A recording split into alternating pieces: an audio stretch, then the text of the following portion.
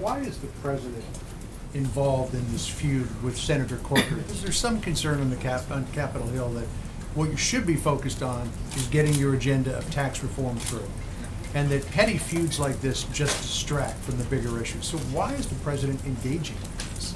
Look, the president is focused on doing this. That's what he spent the majority of his day talking about. He went to the Hill and met with Republican senators to talk about tax reform, to push his legislative agenda. That's what he's spending a good bit of this week doing, and will continue doing next week until we get the job done. But why does he engage like this? Look, you've got an individual in the president. He's a fighter. We've said it many times before. The people of this country didn't elect somebody to be weak. They elected somebody to be strong. And when he gets hit, he's going to hit back. And I think Senator Corker knows that. And he's, maybe trying to get a headline or two on his way out the door.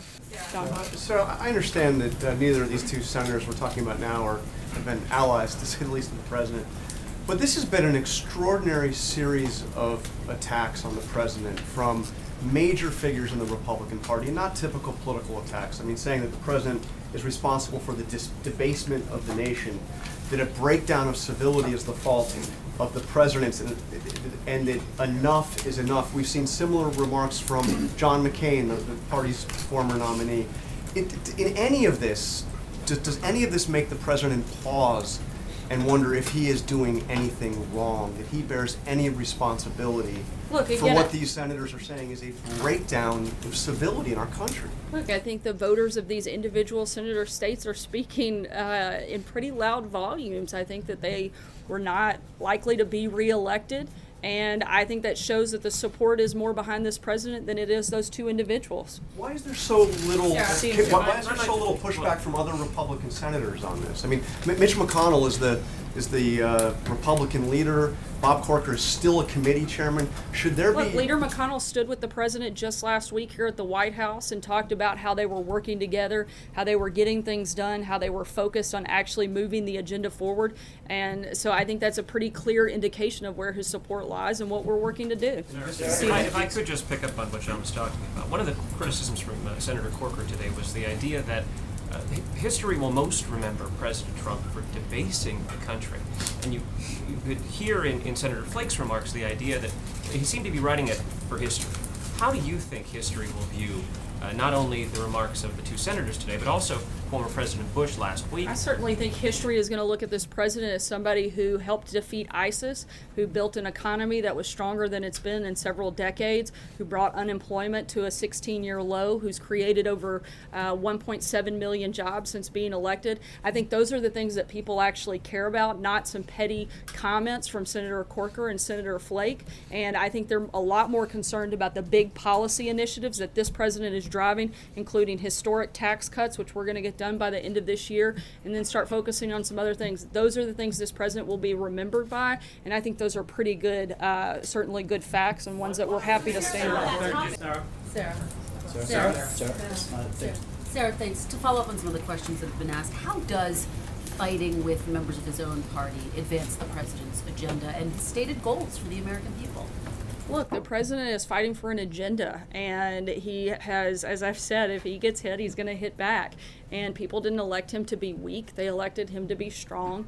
And if he feels it's necessary to respond, he's going to do that. And at the same time, he can talk and chew gum at the same time. He's pushing forward on an agenda.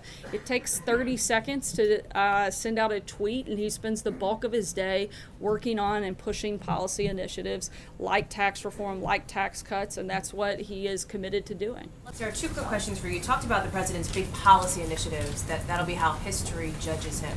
Obviously, so far right now, he has none that have made it through the legislative process on Capitol Hill. He wants to get taxes done. Bob Corker. It's not true. No Gorsuch went through legislative process.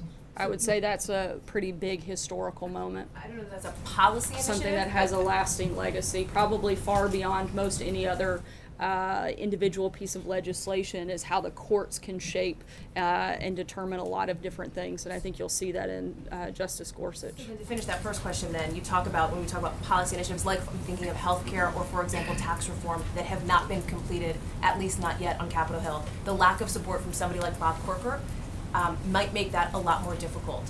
Given that, does the president feel like he's winning? I think he feels like America's winning. I think if you look at some of the progress that's taken place in the first 9 months, despite the fact that the Congress has done very little up until this point, the president has gotten rid of nearly 1,000 regulations that have paved the way for massive job creation and job growth in this country. We're looking at a booming economy. I think those are things that people actually care about. We're looking at the defeat of ISIS, something that this president has led on and worked with our coalition forces to help do. He's created better relationships with countries around the globe. He's bolstered the relationship with NATO and had other countries encouraged in the growth of the amount of money that other countries are participating in that. The historic moment that we saw with the president on his first foreign trip when he was in Saudi Arabia and he spoke in front of nearly 60 Muslim majority countries. These are historic moments that he's done without Congress. Imagine how incredible and how many good things we would be doing if people like Senator Bob Corker got on board and started doing their job instead of doing so much grandstanding on TV. President believes, Sarah, that there should be, my second question, Sarah, Sorry, to give those Dave. comments, does the president believe there should be a loyalty test for Republican senators? Does he demand, you've I mentioned think several that times. their support- loyalty should be to the American people and to the agenda that those people elected them to carry out. Flake say that is where their loyalty lies. Well, I hope we'll see that in their votes. Sarah, I don't thank think you, there are. Sarah. Two Andrew. questions. Thanks. Both Andrew. You said before that Senator Flake and Senator Corker's comments were petty. What exactly of Senator Flake's speech did you find to be petty? I thought that his attacks and a lot of the comments that he made, I don't have a readout in front of me, but as I was watching it, I noticed that a lot of the language I didn't think was befitting of the Senate floor. Senators, why does the White House and the President specifically continue to say that Senator Bob Corker helped President Obama on the Iran deal when the facts clearly say that's not true? Actually, the facts do say that it's true. It was Senator Corker who wrote the INARA legislation that legitimized the Iran nuclear deal. Despite lacking the votes to ratify the flawed Iran deal as a treaty in the Senate, Corker's bill rolled out the red carpet for the Obama administration, gaining congressional approval without the necessary votes. He may not have voted for it, but he certainly helped make it happen. But he didn't vote for it.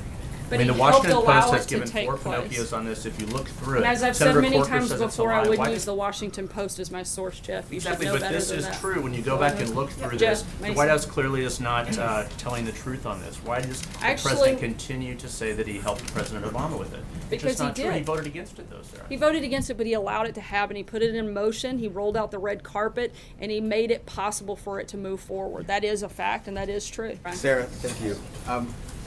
One of the aspects of civil discourse is for people in the discussion to acknowledge when they've made misstatements. And there's a pattern in this White House and with the president that when they make misstatements, those are not corrected. For example, the chief of staff came out here at this podium and mischaracterized the speech by a congresswoman given at an FBI building dedication. Why won't the chief of staff or you right now acknowledge that that was a mischaracterization and correct the record? I don't believe that General Kelly mischaracterized. He gave his account of what took place. General Kelly and his family have made the ultimate sacrifice for our country. I think he's led with honor and integrity. I think he's doing a great job of chief of staff, and I don't think he has anything to correct or apologize for. Just to follow up on Hallie. that, why wouldn't, even if President Trump meant to console the widow of Sergeant Johnson, why hasn't he or anyone from the White House apologized for how she took his call? She took his call as insensitive. Well, the president was making the point that his call was meant to be respectful, sympathetic, and the purpose was to offer condolences on behalf of the nation. Thanks, Sarah. On the opioid crisis, we've seen the president organize a commission. We've seen him host meetings. He's used the word crippling, the words national emergency. We've seen the administration put more resources into law enforcement. And we've seen him take on this message of telling kids just not to start. But advocates for those who are addicted say they feel like they just haven't seen enough work towards helping people who are currently addicted, that there is a need for a huge rush of money to get more people into treatment.